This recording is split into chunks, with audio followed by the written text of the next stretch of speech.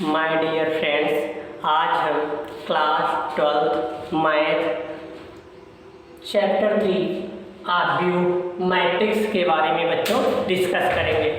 तो सबसे पहले बच्चों हम लोग जानेंगे कि मैट्रिक्स क्या होती है। तो मैट्रिक्स की परिभाषा बच्चों होती है वास्तविक या सम्मिश्र संख्याओं या फलनों की आयताकार सारणी को क्या कहते हैं बच्चों?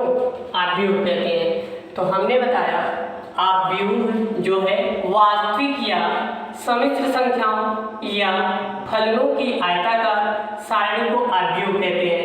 तो जैसे हमने बताया वास्तविक संख्याएं यानी परिमेय और अपरिमेय संख्याएं भी आ जाएंगी और उनमें सम्मिश्र संख्या भी आ जाएगी और कोई भी फलन जैसे साइन एक्स काश ये जितने भी त्रिकोणमितीय फंक्शन है ये सब इसके अंतर्गत आ जाएंगे।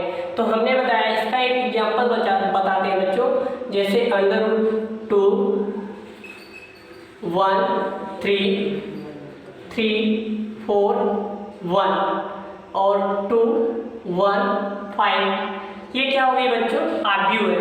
तो हमने बताया वास्तविक संख्या, तो ये वास्तविक संख्या है, अपरिमेय संख्या है। तो वास्तविक या सम्मिश्र संख्याओं या फलनों की आयताकार सारणी को क्या कहते हैं बच्चों? आव्यूह कहते हैं। अब इसके बाद एक एग्जाम्पल और आपको अब समझाते हैं। जैसे यहाँ पे 2i है, ये सम्मिश्र संख्या है, तो 3i + 1 और यहाँ पे 2 लिख देता हूँ।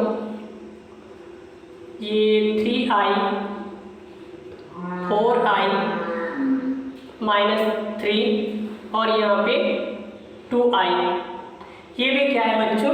एक आव्यूह है।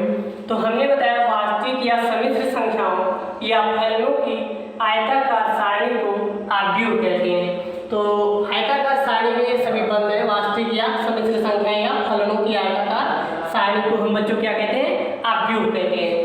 तो अब इसके बाद बच्चों हम लोग डिस्कस करेंगे आव्यूह की कोटि, ऑर्डर ऑफ मैट्रिक्स।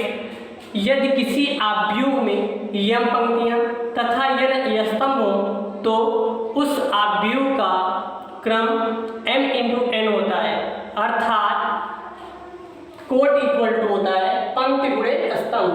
अब यहाँ पे हम लोग समझेंगे एग्जाम्पल के तहत। ये वाला एग्जाम्पल बच्चों इसके नीचे लिखना है और आव्यूह की कोटि वाला एग्जाम्पल जो बता रहा हूँ मैं इसके नीचे लिखना है। ओके फ्रेंड्स,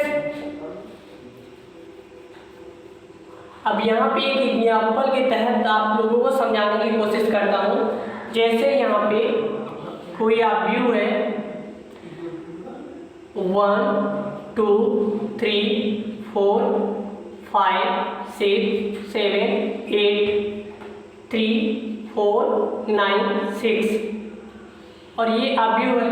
तो यहाँ पे बच्चों देखो हमने बताया यदि किसी आव्यूह में m पंक्तियां तथा n स्तंभ हो तो उस आव्यूह का क्रम m × n होता है। तो कहने का मतलब m क्या है? m पंक्ति है और n क्या है? स्तंभ है। तो यहाँ पे अगर बात की जाए तो देखो पंक्ति कैसे है।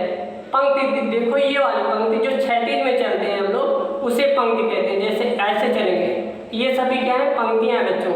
इसको मानो R1, ये R2 और R3, ये पंक्तियां हैं। और कॉलम जब देखेंगे तो बच्चों सीधा ऊर्ध्वाधर ऊपर की ओर, ये C1 है और ये C2 है और ये बच्चों C3 है और ये बच्चों C4 है। तो बच्चों अगर हम आव्यूह की कोटि की बात करें, अगर कोटि निकालना है तो हमें कैसे करना है? कोटि = क्या हो जाएगी बच्चों?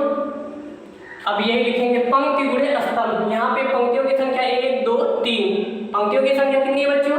3, तो 3 × 3/4 और स्तंभों की संख्या 1 2 3 4, स्तंभों की संख्या 4 है, 3/4। अगर आपको आव्यूह में अवयवों की संख्या पूछी जाए तो आप क्या कर देंगे? पंक्तियों और स्तंभों की क्या कर देंगे बच्चों? गुणा कर देंगे। 3 × 4 12। तो यहाँ पे हमने कि ये कोटि निकाली है, इसमें गुणा करने की जरूरत नहीं है। 3/4 की कोटि का आव्यूह है। और यहाँ पे देखिए बच्चों अवयवों की संख्या गिन भी सकते हो, 1 2 3 4 5 6 7 8 9 9, 10, 11, 12। वैसे भी 12 गिन के भी बता सकते हो, 1 2 3 4 5 6 7 8 9 10 11 12। तो ये 3 4 12 गुणा भी कर दोगे तो 3 4 12 ही अवयव आएंगे।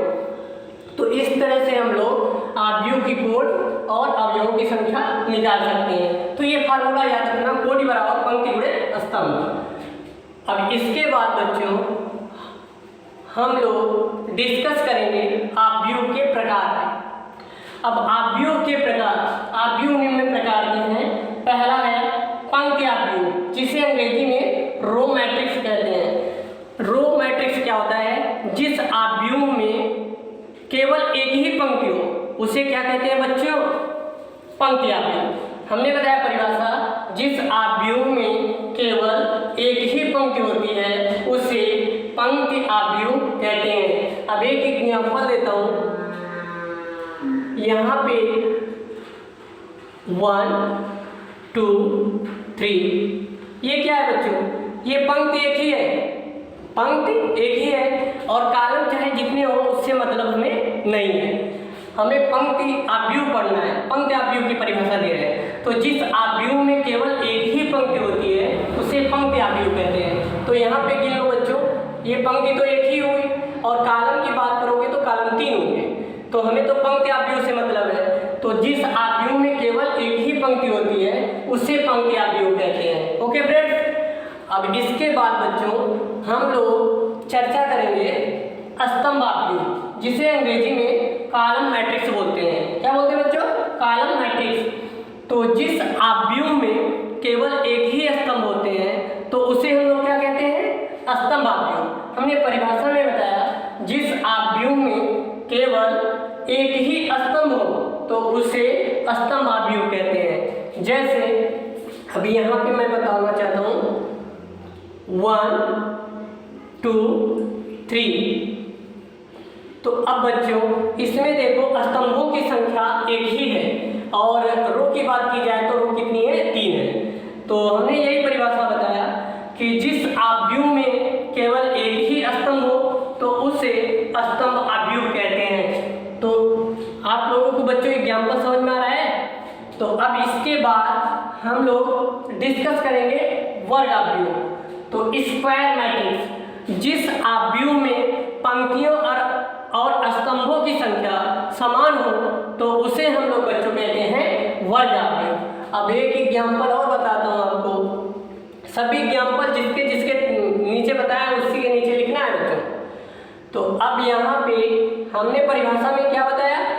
जिस आव्यूह में पंक्तियों और स्तंभों की संख्या क्या हो बच्चों?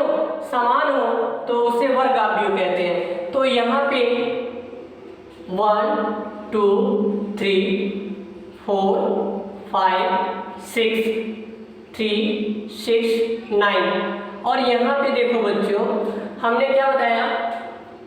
1 2 3 4 5 6। यहाँ पे देखो रो की बात की जाए तो R1 R2 और R3 कितनी पंक्तियां हैं? 3 पंक्तियां हैं। और कॉलम की बात की जाए तो C1 और ये C2 और ये C3। यहाँ पे देखो हमने परिभाषा इसी अनुसार परिभाषा बन जाएगी। तो हमने बताया जिस आव्यूह में पंक्तियों और स्तंभों की संख्या क्या हो बच्चों? समान हो तो उसे वर्ग आव्यूह कहते हैं। तो वर्ग आव्यूह में आप समझ में आ रहा होगा कि यहाँ 3 पंक्तियां हैं और 3 ही स्तंभ हैं। तो इस तरह से बनी सारणी क्या कहलाएगी? वर्ग आव्यूह।